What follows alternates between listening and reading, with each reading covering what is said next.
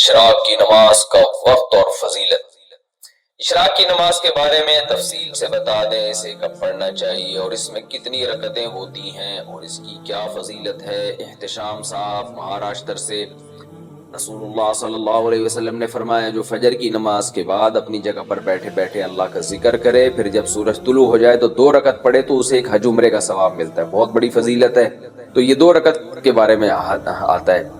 अच्छा, और इसका जो वक्त शुरू होता है ये सूरज तुलू होने के तकरीबन 15 मिनट बाद, और ये हर इलाके में मुख्तलिफ होता है। यानी जब सूरज में थोड़ी सी तेजी पैदा हो जाए, यानी एक नेजा सूरज बुलंद हो जाए, तो उस वक्त इशराक का वक्त शुरू होता है। रहता कब है?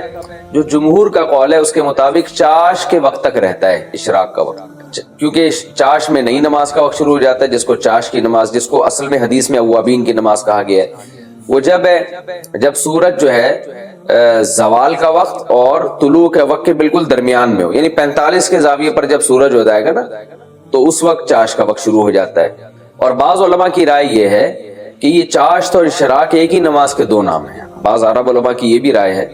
और इशराक और चाश अलग अलग नमाजें नहीं है, वो एक ही नमाज है। मुझे अब चूंकि बहुत ज्यादा मैंने इस मसले में तहकीक नहीं की है, तो मैंने सिर्फ एक राय आपको बता दी है। बाज एक आलिम ने मुझे उसके दलाइल भी भेजे थे, लेकिन जो जमहूर का कौल है मैंने उसके मुताबिक आपको जवाब दिया है कि इशराक का जो वक्त शुरू होता है तुलुए आफ्ताब से लेके चाश के वक्त तक, और चाश का वक्त फिर जवाल तक होता है। तो जो उलमा चाश की और इशराक की नमाज एक ही कहते हैं, वो कहते हैं जवाल से पहले भी अगर आप पढ़ लेंगे तो इशराक का सवाब मिल जाएगा।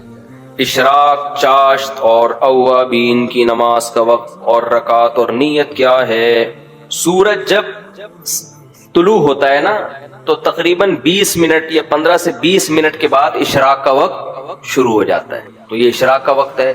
चाश का वक्त जब होता है जब सूरज 45 डिग्री पे हो, यानी सूरज तुलू होना और जोहर का वक्त बिल्कुल बुलंदी पर होता है, उसके जब बीच में होगा तो चाश का वक्त। और बाज उलमा कहते हैं, अरब में बाज उलमा की राय चाश और इशराक एक ही नमाज है, ये भी राय है, लेकिन जमहूर इसी राय के कायल हैं कि चाश अलग है और इशराक अलग है।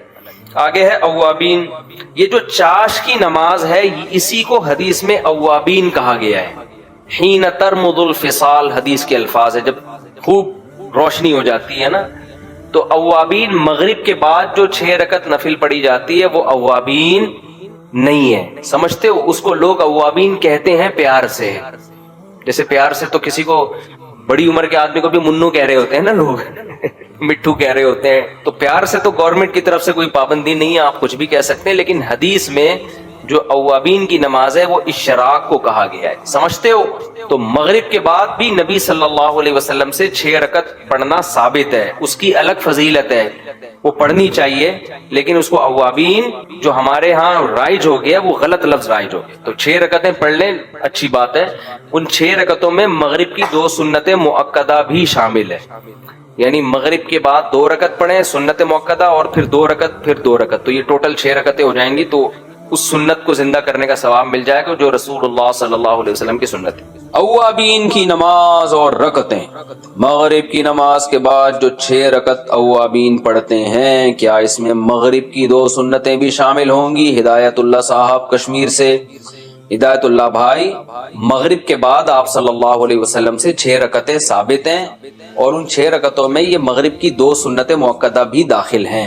इनकी बड़ी फजीलत है, 6 से ज्यादा भी साबित है, तो इसलिए 6 कम से कम पढ़ लेनी चाहिए मगरिब के बाद, और ज्यादा पढ़े तो बहुत अच्छा है। लेकिन जो हमारे यहाँ इसको अव्वाबीन की नमाज कहा जाता है तो ये ठीक नहीं है, इसलिए कि हदीस में जो अव्वाबीन की नमाज जिस नमाज को कहा है वो चाश की नमाज है। हीन तरमुदुल फिसाल, जैसे कि हदीस के अल्फाज हैं, फतिल का सलातुल अव्वाबीन, तो वो चाश की नमाज को कहा गया है। हमारे यहाँ मगरिब के बाद की रकतों को अव्वाबीन कह दिया जाता है, तो अव्वाबीन की नमाज चाश की नमाज है जो दिन में पढ़ी जाती है। तो ये वाली जो मगरिब के बाद की नमाज है ये अव्वाबीन नहीं है, लेकिन इसकी वैसे फजीलत है, पढ़नी चाहिए, सुन्नत से साबित है। जवाल का वक्त कब से कब तक होता है? जवाल के वक्त की तारीफ करें। कुछ टाइम टेबल्स पर इसका दौरान या 1 घंटे से ज्यादा तक कभी दिया गया होता है, क्या ये सही है? उस्मान गनी आइलैंड से। देखें, जवाल का वक्त कहते हैं जब सूरज बिल्कुल सर पे हो। बिल्कुल सर पे का मतलब ये कि बिल्कुल बुलंदी पे हो। जाहिर है आइलैंड में तो बिल्कुल सर पे सर्दियों में आएगा ही नहीं, आम इलाकों में भी सर्दियों में किनारे से कन्नी कतरा के निकल रहा होता है। तो बिल्कुल सर पे का मतलब मेरा ये है कि बिल्कुल बुलंद हो चुका हो। तो जब बिल्कुल सूरज बुलंदी पे पहुंचता है उसके बाद लुढ़कना शुरू करता है, तो वो जो बिल्कुल जब बुलंदी पे पहुंचता है वो है जवाल का वक्त। तो वो इलाके जहां सूरज की मामूल के मुताबिक हरकत होती है, जैसे इंडिया, पाकिस्तान है और ये सारे इलाके हैं, तो जो इक्वेटर से बहुत ज्यादा दूर नहीं है, तो उनमें तो यही होता है कि 5 मिनट पहले और 5 मिनट बाद की एहतियात कर लें, यानी 10 मिनट जवाल का वक्त है। यानी सूरज जब आपके सर पे पहुंचा बिल्कुल, तो उससे 5 मिनट पहले का वक्त और 5 मिनट बाद का वक्त, क्योंकि वो देखने में बिल्कुल सर पे ही लग रहा होता है, तो वो वक्त जवाल का वक्त है। अब आइलैंड तो जाहिर है इक्वेटर से बहुत दूर है, वहां के उलमा क्या कहते हैं इस बारे में वो आप वहां के उलमा से पूछे, क्योंकि वहां जब सूरज सर पे पहुंचेगा सर्दियों में, एक तो पहुंचने में बहुत टाइम लगाएगा वो, क्योंकि दिन बहुत ज्यादा लंबा होता है वहां पे, और फिर वो सर पे बहुत देर तक रहता है वो। तो वहां के उलमा का क्या फतवा है वो वहां के उलमा आपको बताएंगे। वहां 10 मिनट से ज्यादा टाइम हो सकता है। अब 1 घंटा तो मुझे बहुत ज्यादा लग रहा है, 1 घंटे तक सूरज सर पे क्या कर रहा है वहां खड़े होकर, लेकिन बहरहाल उसकी हरकत वहां जरा स्लो होती है, यानी दिन बहुत ज्यादा लंबा होता है, तो ऐन मुमकिन है वहां 1 घंटा होता हो, लेकिन मेरा ख्याल है 1 घंटे तक का वक्त नहीं है। 10 मिनट को आप बढ़ा लें 20 मिनट तक, तो सही बात वहीं के आपको उलमा बताएंगे, बल्कि आप खुद मुशाहिदा कर लें। आप देख लें आइलैंड में सर्दियों के मौसम में, सॉरी सर्दियों में नहीं होगा, गर्मियों में होगा, गर्मियों में दिन बहुत ज्यादा लंबा होता है। तो आप आइलैंड में देख लीजिए, गर्मियों में सूरज बुलंदी तक पहुंचता है और बुलंदी के बाद कितनी देर में लुढ़कना शुरू करता है। तो जब आप मुशाहिदा करेंगे ना कि कितनी देर तक बिल्कुल हाइट पे रहता है, तो वो आपको खुद ही टाइम का अंदाजा हो जाएगा। इसमें कोई स्पेसिफिक कोई खास टाइम मुतय्यन नहीं है शरीयत की तरफ से, बस ये मुतय्यन है कि देखने में आपको लगता हो कि ये बुलंदी पर है। तो हमें क्योंकि यहाँ पे जो देखने में लगता है, तो 5 मिनट पहले 5 मिनट बाद उसके बाद अंदाजा हो जाता है कि ये जो है ये मूव करना शुरू कर दिया, इसने नीचे की तरफ उतरना शुरू कर दिया। तो आप आइलैंड में देख लें, उसके बाद खुद ही अंदाजा लगा लें। आप फजर के बाद उम्रा और हज की फजीलत कैसे हासिल करें? फजर की नमाज में ये जो कहा जाता है कि अगर फजर की नमाज के बाद उसी जगह पर बैठे रहें और अल्लाह का जिक्र करते रहें सूरज निकलने तक, तो हमें 1 हज और 1 उम्रे का सवाब मिलता है।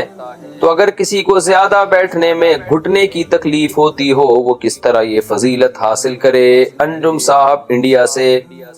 वो घुटना फोल्ड ना करे, घुटना फैला दे, आगे किबले की तरफ घुटना कर ले। नमाज में सफ में किबले की तरफ अगर कोई उज़र हो तो पाँव करके बैठ सकते हैं, और अगर फिर भी तकलीफ हो रही है तो ऐसी कुर्सी इस्तेमाल कर ले जिसमें टेक लगा सकते हैं, जो जिसके पाए नहीं होते।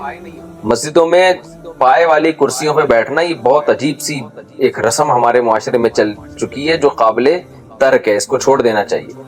तो हत्तल इम्कान जमीन पे बैठे, ये भी मुमकिन नहीं है तो कुर्सी पे बैठ जाए घुटने का मरीज, तो अल्लाह से उम्मीद है इंशाअल्लाह उसको वही सवाब मिल जाएगा जो एक सेहतमंद आदमी को जमीन पे बैठ के इशराक का इंतजार का सवाब मिलता है।